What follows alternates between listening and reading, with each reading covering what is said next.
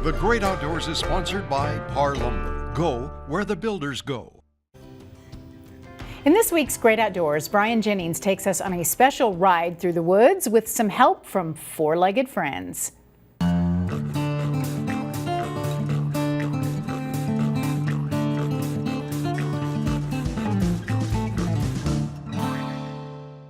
Rachael Scdoris, along with her husband Nick Salerno, operate the Oregon Trail of Dreams, offering dog sled tours at Mount Bachelor. Rachael made international headlines over a decade ago when she became the first legally blind person to compete and complete the 1,049-mile Iditarod dog sled race. I was born with a genetic eye disorder called congenital achromatopsia, and so most people who know of me don't really know my name or much about me, except I'm that blind girl that ran the Iditarod.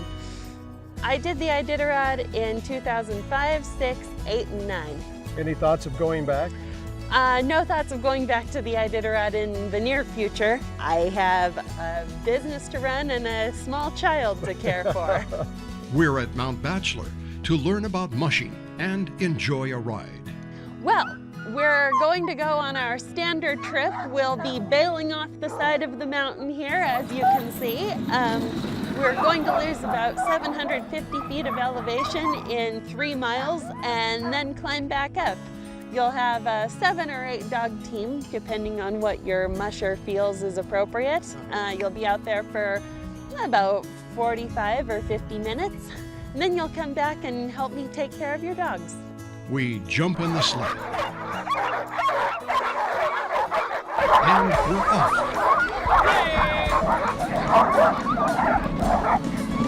Rachael's husband, Nick Salerno, is our musher. They're the whole reason why we're here. This is one of the oldest human-animal relationships on the planet. People have been running dogs for over 1,000 years. Every trip down this trail is exciting, and for the dogs that they do it so many times, it's never boring for them. Now, what are the breed of the dogs again? These are Alaskan Huskies, which is technically a mutt because it's not a registered breed, but all of our dogs can be traced back to Alaska and northern Canada, and they're the best of the best. They're whatever can run the fastest, the longest, that always stays healthy, and most importantly, is very enthusiastic about running. Now, we talked about the breeding of these dogs, that they're not bred for anything except good health, good fitness, and good temperaments. So they do live very long, healthy lives. And not all of them will run until they're 14.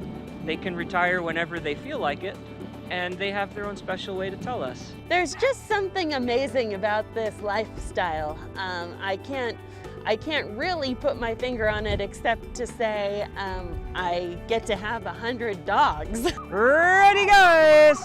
Hey! Good job. Are you going to be the next Iditarod racer? Yeah. Yeah? Are you going to win? Yeah. Yeah? I'm Brian Jennings for the Great Outdoors.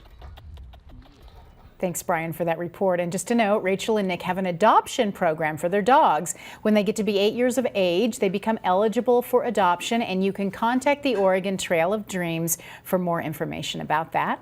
Also, we want to give a special thanks to our Great Outdoors sponsor, Par Lumber, for giving us the time and resources to explore the lakes, rivers, mountains across our beautiful state every Wednesday night.